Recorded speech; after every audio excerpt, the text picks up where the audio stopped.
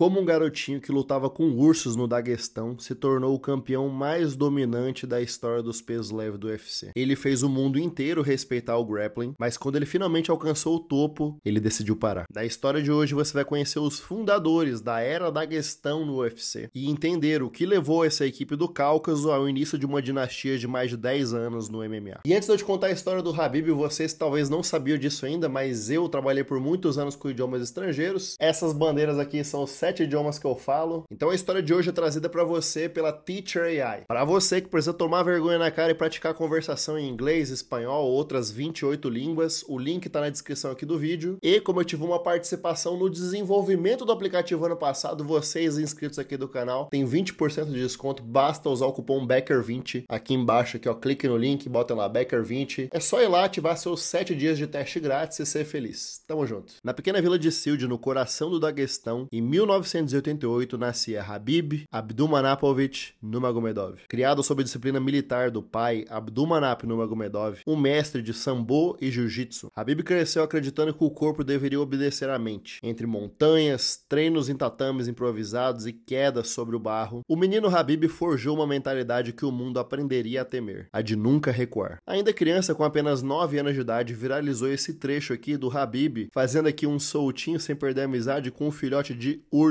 O vídeo rodou o mundo, mas para o Daguestão era apenas mais um treino, porque ali resistir era parte da vida. E assim como o Khabib, para muitas e muitas crianças dessa região do Cáucaso, o treino de artes marciais não era simplesmente um esporte, mas era visto como parte da cultura local que forjava guerreiros. Assim foi não só para o Khabib, mas também para o Islam Makhachev, para o Merab Dvalishvili, Magomed Ankalaev, Khamzat Chimaev, dentre tantos outros lutadores que brilharam no UFC. Foi assim que já aos 15 anos, em 2004, o Khabib se tornou campeão juvenil do Daguestão em luta livre. Em 2006, ele foi campeão de sambo no norte do Cáucaso, ou seja, ele foi campeão de sambo na terra do sambo, e daí já é permitido técnicas como socos e chutes, cotoveladas e joelhadas, bem como estrangulamentos, imobilizações e outras finalizações que a gente também conhece do jiu-jitsu. Ou seja, o sambo, que é muito popular na Rússia, é uma mistura de judô com jiu-jitsu com kickbox. E é por isso que essa galera do Cáucaso, além de dominar os oponentes com ground and pound, eles também finalizam muita gente. Eles não são bobo não. Em 2008, Khabib foi campeão russo de sambo e em 2009 ele foi campeão mundial, seguindo para uma dobradinha em 2010, quando ele foi bicampeão mundial de sambo. Ano no qual ele também foi campeão pan-russo de grappling. E foi essa base do sambo russo, que é uma mistura de judô com wrestling, kickboxing, que moldou todo o estilo que o Khabib usou no UFC, com domínio absoluto do corpo do oponente. Em 2008, o Khabib finalmente deu um grande passo estreando no MMA profissional, até que em janeiro de 2012, Khabib Nurmagomedov finalmente assinava com o UFC, chegando na casa já com um cartão invicto de 16 vitórias e 0 derrotas. Nessa altura da nossa história eu tenho uma consideração importante para fazer, porque muita gente fala que o Khabib que chegou no UFC com esse cartel lindo, perfeito e imaculado de 16 vitórias e 0 derrotas, apenas construiu esse cartão invicto, bonito, lindo, brilhoso, porque ele competia em promoções pequenas, com lutadores anônimos que faziam jornada dupla e tinham emprego de dia. Então se escuta muito vozes na internet que criticam o Khabib dizendo que foram lutas escolhidas a dedo só para ele montar esse cartel para chegar no UFC. E nesse ponto é importante ressaltar que todas essas 16 lutas aconteceram ou na Rússia ou na Ucrânia, que novamente é uma região do mundo onde a galera não jogou bola na infância, eles lutavam. Então vendo pela perspectiva que o cara estava cercado numa nação de guerreiros que cresceram lutando com o urso no quintal de casa, é impressionante sim o Khabib ter começado com 16 vitórias consecutivas no começo da carreira, sendo 12 dessas 16 vitórias por nocaute ou finalização. Então mesmo quando ele estava verdinho no começo da carreira, ele já era um cara que dominava, ele sempre foi um lutador que impôs o ritmo dele e sufocou todos os adversários dele no octógono. Na sua estreia no UFC em janeiro de 2012, Khabib mostrou logo de cara o seu cartão de visita: pressão constante, quedas e domínio no solo, vencendo a sua estreia no UFC por finalização no terceiro round. E logo ali, desde o início, ele já avisava que o Daguestão estava chegando. E já na sua segunda luta no UFC, Khabib foi emparelhado com um veterano, o brasileiro Gleison Tibau, que já tinha mais tempo de UFC do que o Khabib tinha de MMA, e que vinha de uma vitória dura sobre o brasileiro Rafael dos Anjos. Gleison Tibau entregou pro Khabib a sua luta mais difícil de todas as suas 29 lutas profissionais da vida. Essa aqui foi a primeira e única vitória polêmica do Khabib no UFC, porque Gleison Tibau defendeu todas as 13 tentativas de queda do Khabib e controlou boa parte da trocação no combate em pé. Apesar do Khabib ter conseguido acertar um golpe em cheio e cortar o supercílio direito do Tibau, quem levou a melhor na trocação foi o Gleison em todos os 3 rounds do combate, porque o Khabib ficou praticamente a luta inteira tentando aplicar queda e quando ele não conseguiu, ele mandava vários pombos sem asa, overhand atrás de overhand, depois tentava aplicar queda, e o Tibau frustrou todas essas tentativas dele e ainda deu vários contragolpes que acertaram o Khabib em cheio. Gleison Tibau não morreu no gás. A minha impressão, revendo essa luta antes de gravar esse vídeo aqui, foi que os dois estavam igualmente cansados no final do terceiro round. Não foi o passeio que geralmente era nas lutas do Khabib, onde ele tá inteiro no fim da luta e o outro cara tá morto. E o Tibau, além de defender as 13 quedas, ainda derrubou o Khabib 2 vezes. Essa decisão aqui foi tão absurda que, além de ter sido decisão unânime, não foi nem dividida, a própria equipe de comentaristas do UFC, o Joe Rogan e companhia, você escuta a voz deles falando o seguinte nos últimos 50 segundos de luta: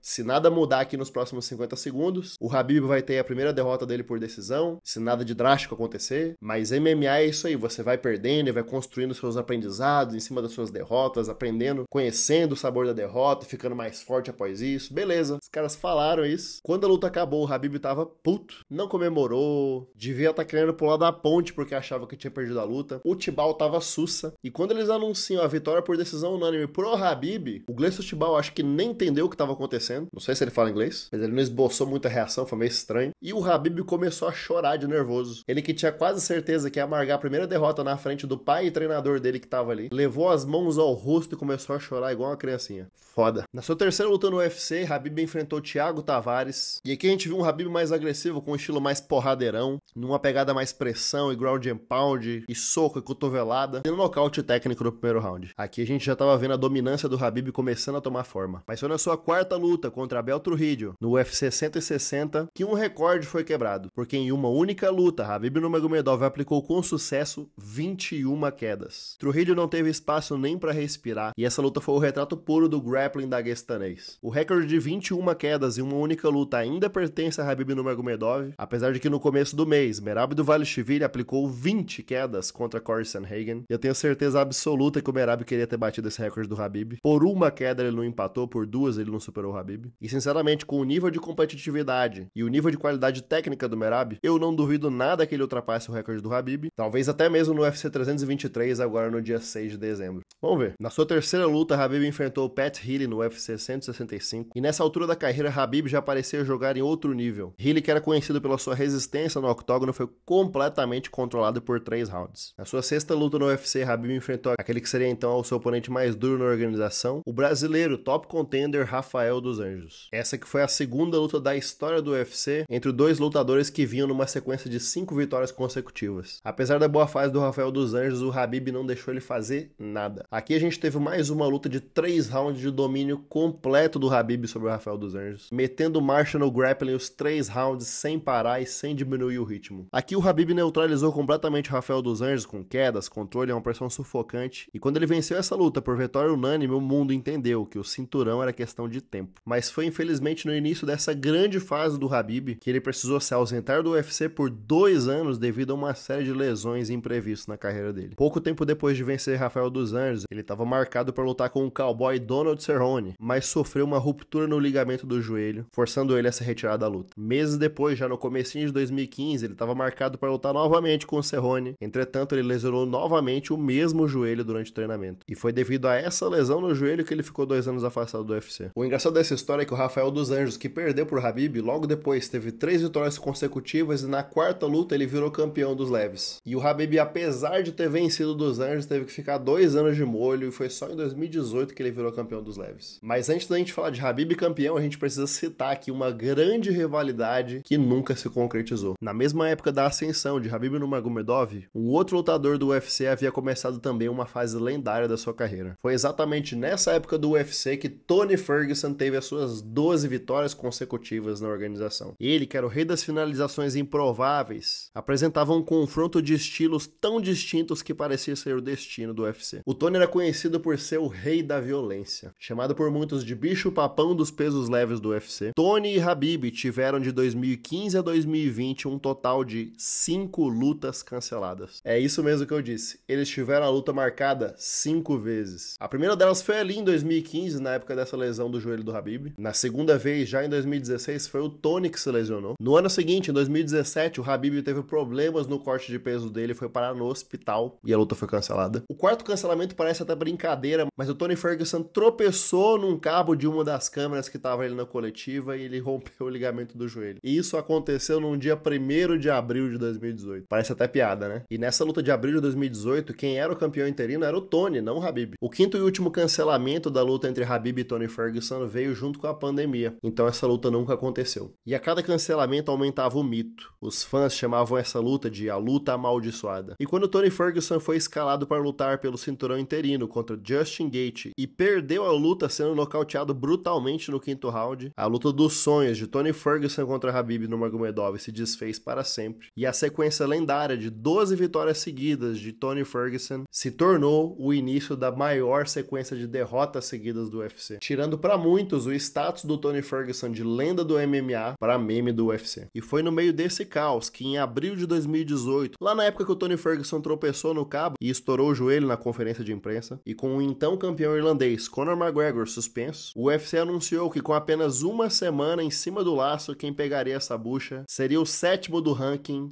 Al Iaquinta, pelo cinturão dos pesos leves que se encontrava atualmente vago. E essa daqui foi sinceramente uma das lutas por cinturão mais broxantes da história do UFC, porque nessa que provavelmente foi a época de ouro do peso leve do UFC, onde a gente tinha Conor McGregor, Tony Ferguson, Dustin Poirier, Eddie Alvarez, Justin Gaethje, Kevin Lee, Edson Barboza e Anthony Pettis. O único maluco que aceitou essa luta em cima do laço valendo o cinturão foi o 7º do ranking, Al Iaquinta. E nessa luta aqui o Khabib foi tão superior que parecia que ele estava lutando com um amador. O coitado do Al Iaquinta praticamente ficou a luta inteira dando só sequência de jab direto, não conseguiu fazer manutenção nenhuma de distância do Khabib e não conseguiu defender as quedas. Então honestamente foram 25 minutos de peia e foi uma luta um tanto quanto difícil de assistir. Al Iaquinta foi um passageiro da agonia e se ele encostou no rosto do Khabib 10 vezes foi muito. E apesar da vitória do Khabib nessa noite, o que mais repercutiu não foi a luta contra o Al Iaquinta, mas um ataque ao ônibus onde estavam os atletas, comandado por Conor McGregor. O que muita gente não sabe é que, ironicamente, a treta do Khabib Nurmagomedov com Conor McGregor começou com Conor McGregor defendendo um amigo. O que aconteceu ali em abril de 2018 é que tinha um lutador do UFC chamado Artyom Lobov, que é um russo naturalizado irlandês, brother do McGregor. O que aconteceu nessa época aqui foi que o Artyom, que é um russo, que nasceu na cidade de Nizhny Novgorod, entre Moscou e Kazan, numa região tipicamente russa ali no país, discriminou Khabib Nurmagomedov e toda a sua equipe por eles serem do Daguestão. E tem muita gente que não sabe disso, mas essa discriminação acontece até hoje contra os lutadores do Daguestão, porque a galerinha full Russian do país Rússia se consideram mais russos do que o pessoal ali dos países vizinhos, da região que foi controlada pela antiga União Soviética, países nos quais as pessoas falam com orgulho que são russos. Só que os russos da Rússia, tem cara que é meio prego lá e fala nananã, russo é quem nasceu na Rússia. Então foi meio que essa xenofobia do Artyom Lobov, russo, naturalizado irlandês, ironicamente, que foi xenofóbico com toda a equipe do Khabib e foi confrontado em pessoa por Khabib e sua equipe nas vésperas do UFC 223. Só que o Artyom Lobov, apesar de estar em péssima fase e ter perdido quase todas as suas lutas no UFC, era amigão do ex-campeão que estava suspenso, Conor McGregor. Daí ele meteu um pirilim pro Conor McGregor, falou que tava ficando atoladinho e o McGregor botou uma fucking gangue dentro de um avião e eles voaram no mesmo dia para os Estados Unidos para tomar satisfação com o Khabib. Então foi ali naquela primeira semaninha de abril, na semana do UFC 223, onde o Khabib iria dominar a Al Iaquinta por 5 rounds seguidos e virar campeão, que o McGregor e os comparsas dele cercaram o ônibus onde estava Khabib e outros lutadores do UFC, tal qual a equipe Rocket, jogando um fucking carrinho de transporte no ônibus, estilhaçando o vidro de uma das janelas do ônibus e ferindo 2 lutadores do UFC que ficaram impossibilitados de lutar, episódio no qual Conor McGregor foi preso. Mas eles botaram o McGregor na salinha, pagaram a fiança e não deu nada. E o Dana White falou que estava enfurecido com a situação, que era inadmissível esse comportamento do Conor, que o UFC e o MMA não é sobre isso e não tá tudo bem, mas ele pegou as filmagens do ataque ao ônibus e usou na promoção da luta do Khabib com o Conor 300.000 vezes com um sorrisão no rosto. O bicho não é besta, né? Então esse foi o bastidor da maior rivalidade da história do MMA e do UFC até então, onde no UFC 229, Conor McGregor e Khabib Nurmagomedov se enfrentariam pelo cinturão dos pesos leves. Khabib, que estava com suas 10 vitórias consecutivas no UFC, indo para a 11ª vitória, e Conor McGregor, que dizia ser o verdadeiro campeão e que havia sido afastado, mas não chegou a perder o cinturão, então ele tinha voltado para pegar o que era dele. Inclusive eu já fiz aqui um vídeo no canal só sobre o Conor McGregor, caso você ainda não tenha assistido, eu vou deixar o link do documentário aqui no final do vídeo, só clicar lá e ser feliz depois que você acabar isso aqui. O UFC 229, que aconteceu no dia 6 de outubro de 2018, foi o evento recordista do UFC em vendas de pay-per-view, foi a luta mais aguardada da história do MMA, e esse evento só foi tudo isso graças a Conor McGregor. O Conor provocou, insultou, desrespeitou, atacou literalmente Khabib Nurmagomedov dentro e fora do octógono. O Conor desrespeitou o Khabib, desrespeitou a família do Khabib, desrespeitou o país do Khabib, a religião do Khabib. Conor McGregor não teve limite nenhum no trash talk dele aqui. E felizmente ou infelizmente foi graças a todo esse trash talk, toda essa provocação e desrespeito que as pessoas quiseram tanto assim ver essa luta. Doa quem doer, mas foi isso que aconteceu. Nos 2 primeiros rounds, Khabib Nurmagomedov fez exatamente o que o mundo inteiro esperava dele, e o Conor, que havia recentemente conquistado o status de lenda do esporte, depois de nocautear José Aldo em 13 segundos e virar o primeiro duplo campeão simultâneo de 2 divisões diferentes do UFC, estava numa missão para provar que ele era o GOAT do esporte e ele seria a maior lenda de todos os tempos do UFC. Foi por isso que no terceiro round ele reagiu e levou a melhor em cima do Khabib, sendo um dos únicos homens da história a ter vencido um round contra o Khabib. E parecia que a maré estava mudando pro lado do Conor e que ele possivelmente iria entrar para um quarto round para empatar a luta e ficar 2-2 e resolver tudo no quinto e último round. Mas, porém, contudo, entretanto, todavia, Khabib Nurmagomedov quedou o Conor mais uma vez no quarto round, grudou nele igual um carrapato, conseguiu ir pras costas e meteu um mata-leão meio atravessado no queixo e fez o Conor dar os 3 tapinhas.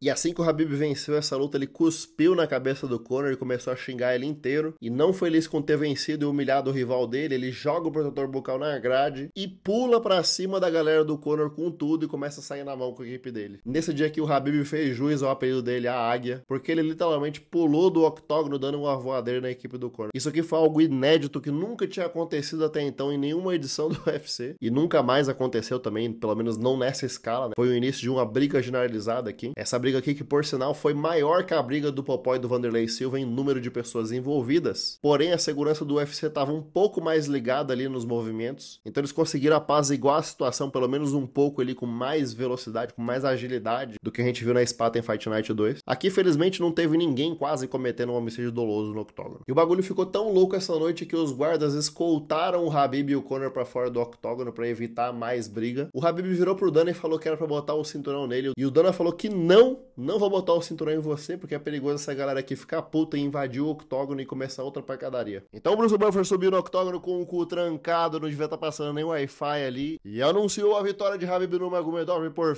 finalização no quarto round. E foi no UFC 242, em 2019, que o Khabib fez a sua segunda defesa de cinturão contra o diamante Dustin Poirier. Em Abu Dhabi, sob o sol do Oriente Médio, o Khabib lutou com o coração. Poirier deu o seu melhor na trocação e até tentou um triângulo, mas Khabib defendeu e finalizou com um mata-leão. E diferente da luta com o Conor, aqui eles trocaram camisetas depois da luta e se respeitaram, mantendo a humildade mesmo estando no topo da divisão. Em outubro de 2020, no UFC 254, Khabib Nurmagomedov teria sua 13ª luta e 13ª vitória no UFC, fazendo a sua terceira defesa de cinturão contra Justin Gaethje. O mundo ainda não sabia, mas essa seria a sua última dança. Khabib lutou com perfeição, não apenas no timing das quedas, mas também no seu controle e domínio no chão, até finalizar a luta no segundo round. E foi aqui que, após a vitória, Khabib caiu em lágrimas e anunciou a sua aposentadoria, porque pela primeira vez ele estava no UFC sem o pai dele no corner. E foi em respeito à promessa que ele fez à mãe, que naquela noite ele se aposentou e pendurou as luvas do UFC. Today, I want to say it was my last fight. And no way I'm gonna come here without my father. It was first time when, after what happened with my father, when UFC called me about Justin, I talked with my father, my mother, 3 days. She don't wanna go fight without father, but I promise her it's gonna be my last fight. Abdulmanap Nurmagomedov não era apenas o pai do Khabib, era também o treinador, herói pessoal dele e a pessoa no mundo inteiro a quem mais ele queria deixar orgulhoso. O Khabib, que havia se negado a lutar com Tony Ferguson nos Estados Unidos em abril de 2020, justamente por medo da pandemia e do Covid-19, 3 meses depois, em julho, perdeu o pai pro Covid. E apesar disso, ele que já estava marcado para lutar com Justin Gaethje, que havia nocauteado o Tony Ferguson, não desmarcou a luta e cumpriu o compromisso dele e defendeu o seu cinturão pela terceira vez em Abu Dhabi. Por Khabib ter chegado ali nunca foi sobre o dinheiro. Para ele e pro pai dele, para toda a equipe, aquilo ali era sobre legado. Era sobre bater na porta do UFC e avisar pro mundo que a era da Daguestão no UFC tinha começado. E foi assim que Khabib Nurmagomedov deixou o UFC com 29 vitórias e 0 derrotas, com um total de 13 vitórias no UFC, sendo 10 por total e absoluto domínio, com o maior número de vitórias consecutivas na divisão dos leves até então, com 13 vitórias, recorde que seria superado apenas pelo seu companheiro de equipe e amigo da vida inteira, Islam Makhachev, com o maior número de quedas aplicadas em uma única luta que ainda é dele, de 21 quedas contra Abel Trujillo, sem ter sofrido nenhum knockdown em toda a sua carreira e tendo inaugurado um clube ao qual ele continua sendo o único morador, como o primeiro e único campeão invicto da história do UFC a se aposentar no topo. Khabib é lembrado não apenas como campeão, mas como um exemplo de humildade, fé e disciplina. Ele provou que força e respeito podem coexistir e que o verdadeiro poder está no autocontrole. E após a decisão de aposentadoria do Khabib, há duas grandes escolas de filósofos do MMA na internet. Por um lado, há os que não aceitam a aposentadoria de Khabib, que dizem que ele deveria ter seguido em frente e continuado a enfrentar novos desafios na carreira dele, e que se ele tivesse lutado por mais alguns anos, a conta teria chegado para ele e ele não teria se aposentado invicto. Por um outro lado, tem a galera que entende o Khabib e apoia a decisão dele, fala que era isso mesmo e que ele tinha que estar aposentado mesmo e que não tinha nada que voltar para fazer super luta com ninguém, não importa o tamanho do contra-cheque. Outra linha de raciocínio importante aqui é que muitos já consideram os feitos de Islam Makhachev na categoria dos leves e futuramente dos meio-médios como algo superior ao legado do Khabib, considerando que o Khabib teve que engatinhar para o Islam poder correr. Então o Khabib teve um papel fundamental dele na história, mas quem tá colhendo os frutos disso de verdade é o Islam Makhachev. Já outros dizem que o eterno GOAT é o Khabib, porque ele tem a áurea do campeão invicto, que ele era mais dominante, e que o Khabib passou o carro no Dustin Poirier, que deu trabalho pro Islam Makhachev. Só que ao mesmo tempo o Islam conquistou o cinturão dele, finalizando o Charles de Oliveira do Bronx e encerrando a gigantesca invencibilidade de Alexander Volkanovski, o Grande. O que honesto e sinceramente faz dessa discussão algo válido sim. Dependendo do que o Islam Makhachev fizer no UFC 322, possivelmente se tornando duplo campeão, que sempre teve na visão da equipe deles. Realmente não dá pra saber ainda o limite do que o Islam vai conquistar no UFC. Então pode ser sim que ele se cimente como o GOAT do Daguestão, acima até mesmo do Khabib. Mas por enquanto, apesar de eu pessoalmente já achar que o Islam superou o Khabib nos feitos dele, a era Daguestão e tudo isso que os atletas do Cáucaso fizeram no UFC nos últimos 10 anos começaram com esse garotinho aqui que lutava com o urso quando era criança. Na semana que vem a gente vai ter um vídeo especialíssimo, mais que especial, sobre a luta que possivelmente vai superar todos os recordes do UFC, que tem potencial para ser ainda maior que Conor McGregor e Khabib Nurmagomedov. A super luta pelo possível cinturão inaugural do UFC GOAT, o cinturão dos GOATs, porque após o desafio de Alex Poatan a Jon Jones para eles lutarem juntos na Casa Branca, o Jon Jones, que inicialmente estava em silêncio e de luto pelo irmão dele que ele perdeu um dia antes do UFC 320, nesse final de semana, finalzinho de outubro de 2025, o Jon Jones se pronunciou e finalmente verbalizou a concordância dele em fazer essa luta. Disse expressamente que está disposto a trazer o mais alto nível de MMA para eles lutarem juntos na Casa Branca. E escreveu essas duas palavrinhas aqui no Twitter dele que sinceramente me deram um calafrio na espinha. Jon Jones meteu um Let's Dance pro Alex Poatan. E além disso, a categoria dos pesos pesados, que estava com um futuro meio incerto, meio duvidoso, com o campeão Tom Aspinall, que aparentemente não tinha ninguém para desafiar ele pelo cinturão, teve a luta interrompida nesse mesmo fim de semana contra o francês Ciryl Gane, devido a uma dedada no olho do Tom Aspinall, num round que ele estava perdendo por Ciryl Gane, aonde ele não conseguiu o nocaute fulminante em 2 minutos, como ele fez em todas as outras dele, aonde Ciryl Gane, que é um exímio trocador e kickboxer, estava fazendo um controle de distância maravilhoso e estava sendo mais contundente, tanto em volume quanto em potência, e que em 4 minutos e meio deixou o rosto do Tom Aspinall com o nariz sangrando já. Foi graças a essa performance do Ciryl Gane que muita coisa que já havia sido dada por garantida foi posta em xeque novamente. Então na semana que vem nós teremos Casa Branca, Jon Jones e Poatan, futuro da divisão dos pesos pesados e o caminho até o triplo campeonato de Alex Poatan, que nunca antes foi tão possível quanto ele é agora. Se você gostou de mais essa história aqui do canal, confira também o meu documentário sobre o Notorious Conor McGregor. Não se esqueça de se inscrever aqui no canal, porque 90% dos espectadores não se inscrevem, não seja essa pessoa. Se inscreve aqui embaixo e ativa o sininho para o YouTube te avisar sempre que sair vídeo novo. E se você tiver 5 segundinhos para entrar pelo seu celular e clicar em 3 vezes em hypar para me ajudar a bombar esse vídeo aqui, eu agradeço imensamente e semana que vem tem mais e eu te vejo do outro lado.